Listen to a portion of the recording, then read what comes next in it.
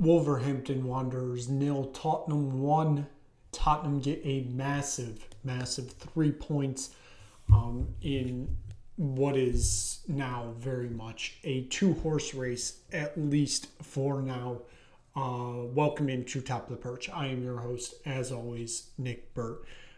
Coming into today, 2 teams are already down. One of them being Wolverhampton Wanderers, the other one being Burnley. It is now down to 1 spot, and Tottenham Hotspur going into this match occupy that final spot. They were point adrift today, coming into, or 2 points adrift, I should say, coming into the match. And that is what ends up happening today. They will leave Molineux, even though they got 3 points, they will still be 2 points adrift. This was not a good game at all for Tottenham Hotspur. Very few and far between chances, but what else would you expect from a trip to Molineux, a place I don't think we've won in 5 or 6 years. I believe the last time we won there, Dele Alli had the game-winning goal. Tells you a lot. It has been a long time since that has happened. So to at least come away with 3 points here, absolutely massive. In the first half alone, was there anything worth highlighting? Absolutely not. The biggest thing that happened is Dominic Solanke in the 40th minute goes down with injury. Given this club, I'm just assuming he's done for the season. So that is another player injured for Tottenham Hotspur. Like I said, dreadful first half, to say the least. Honestly, it was like the first, 75 minutes were just absolutely dreadful. And West Ham were winning most of that time. I was getting ready to write the obituary today because if we drew this game or lost this game and West Ham won, I felt like the job is done. But second half comes, it's still a lot more of the same. Like I said, it was probably the first 75 minutes of this game. So the first half of the second half were just kind of dreadful. Tottenham Hotspur lacking chances to get anything going attacking-wise. Defensively, they weren't really getting pushed. They controlled possession today. I believe they had 65 or 66% of the possession today. Wolves were just doing absolutely nothing except crossing it in and kicking it out for a goal kick, basically.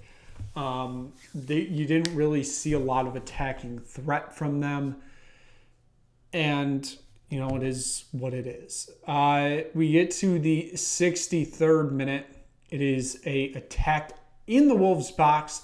Xavi Simons goes to get the ball. He is taken down with a tackle, and he immediately goes down, and it clearly is over for him. It did not look good. It did not look good. He got up, and the physios tried to have him test his ACL. And that was just an absolutely awful idea because he very much probably tore his ACL. So that's another player Tottenham have lost for the season. So that is 2 players in this game that are most likely gone for the final 4 matches of this season. And losing Xavi Simons is probably... That is a massive loss. He hasn't been the greatest of players, but especially last week, we saw the fight that he had, just trying to push this team, trying to get them to safety, and losing him is massive. It's a massive loss. If you look at this game, it was just... It truly felt like it was really building up that this game was going to end 0-0 or Wolves were going to get a goal in stoppage time. And would take all 3 points. And like I said, that would just be fitting mostly, and that would be the writing on the wall for Tottenham Hotspur. That is not the case, though, as a Mathis Tel shot into the box deflects off a Wolves player in the 80th minute, or 81st minute, I should say, leads to a corner kick for Tottenham. Richarlison, I think it was supposed to be shot. It ends up being a pass to Joao Palhinha at the near post. It looked like he was offsides, but the refs say no. VAR says no. He puts it in the back of the net, give Tottenham a 1-0 lead with 7 minutes remaining in this game. Of course, plus stoppages, which ended up being another 7 minutes. So Tottenham would have to hold on for another 14 minutes to get their first league victory of 2026. And at that moment, like, it was literally, I think, seconds later, after this goal went in and was confirmed by VAR, Everton go and equalize at the London Stadium against West Ham. And it is kind of a euphoric feeling. It's, okay, everybody hold on here. We'll be out the relegation zone, at least for now, on goal differential. And 4 games, better of the 2 teams wins and stays alive in the Premier League for another season. That feeling would last about 5 minutes as West Ham would go back ahead in their second minute of stoppage time. It was right around when Tottenham were headed into stoppage time. And they would go back ahead, and their result would stay. West Ham would win that game, get the 3 points, and Tottenham Hotspur were still holding on for dear life in stoppage time with about 7 minutes to go. We get to basically the final shot of the game, and that was in the 98th minute, a free kick, probably from about 25, 30 yards out, blasted into the box straight towards that top right post. Kinski makes a very much acrobatic save, punches it over the bar, sends it out for a corner kick. Corner kick does nothing. Tottenham Hotspur pick up their first league victory of 2026 and pick up a massive 3 points in their fight to stay alive in the Premier League. So for Tottenham Hotspur, like I said, their first win in the Premier League in 2026, their 4th win overall in 2026, with those other 3 wins being against Borussia Dortmund, Eintracht Frankfurt, and Atletico Madrid.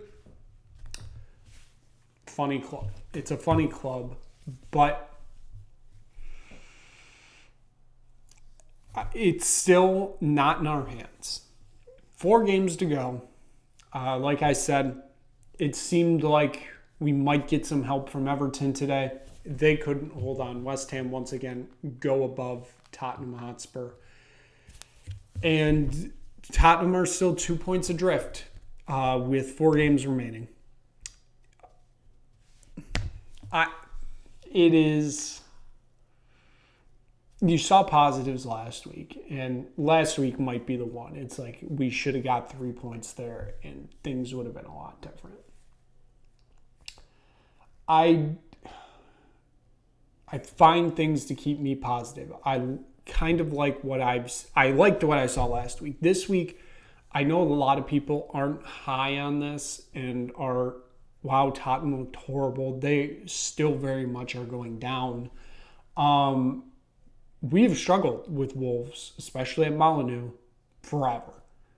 It is a hard team to break down. We have struggled with them year after year after year. We still walked away with 3 points. Yes, it was an ugly 3 points, but it's 3 points nonetheless. At this point, yes, it is not looking good. And I'll be honest, I still think we are probably going down.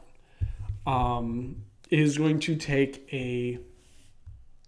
I won't say a minor miracle because things can still change. It's still 2 points.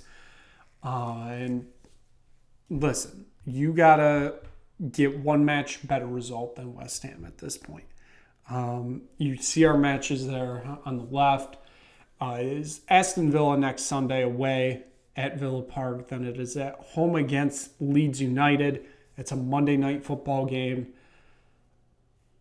That's another must-win game, especially if things don't go well against Villa.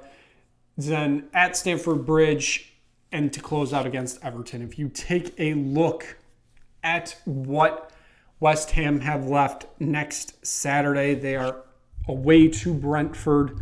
Then they're home to Arsenal, away to Newcastle, and at home against Leeds on the final day. Both of these teams, as much as we hate to say it, given what's happening at the top of the table right now,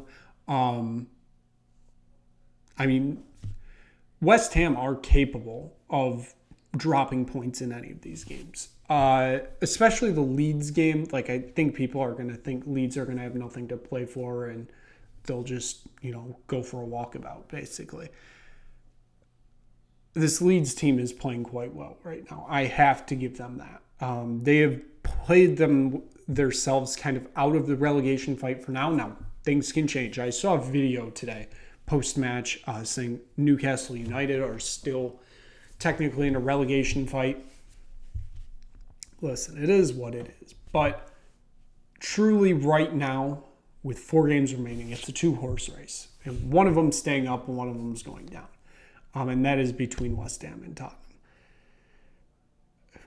I don't know why. This team has won 1 game since January 1st now. And we probably need to win 2 games here in these final 4 games. And I don't know if you can drop points in the other 2. I think you have to go on a 5-match unbeaten run 10 this season. I know there was a draw against, and that throws everything off. I'm strictly talking about the final 5 games, including today. You have to go unbeaten, I think, to stay up.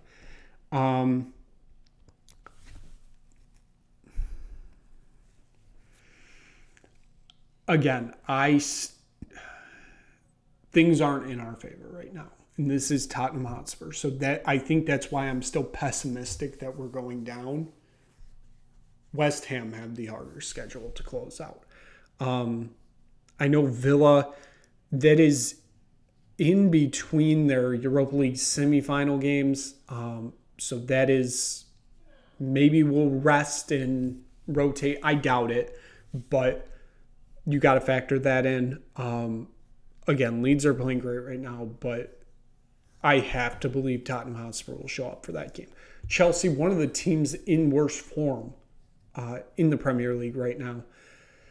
I know they just sacked their manager. They're going to have a caretaker manager for the rest of the season. Still to be noted, this game is potentially getting flexed because the day before is the FA Cup final. They play against Leeds tomorrow in the FA Cup semifinal, so we'll know by midday tomorrow, basically, if this match is going to end up being moved. They should win, but who knows with Chelsea at this point. So there's a chance that game a decent chance that game ends up in the midweek at some point, whether before or after. So got to factor that in there. And then final day against Everton. West Ham beat them 2-1 today. You sure hope that you can do the same.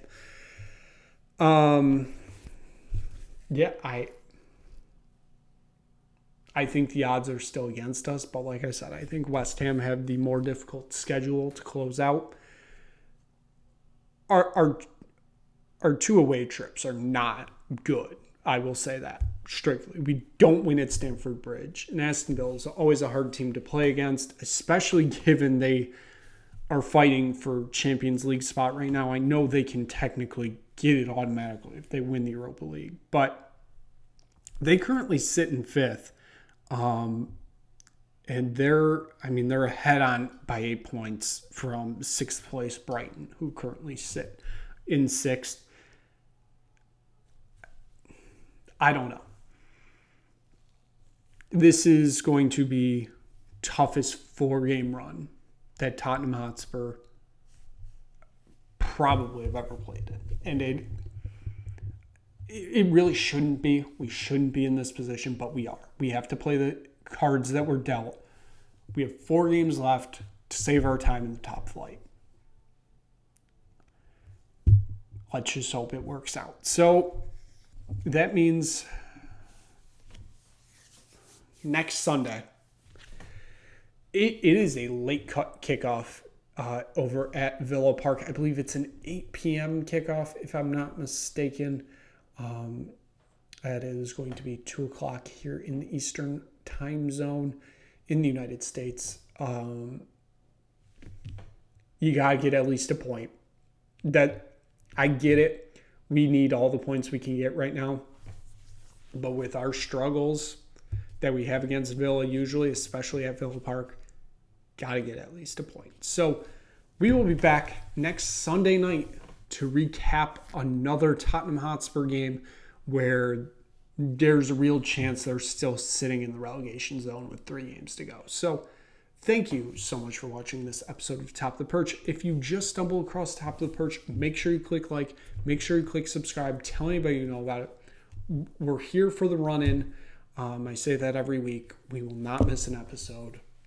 We will not miss a match because Tottenham Hotspur need us now more than ever. So thank you so much for watching. We will see you again soon for another episode of Top of the Perch.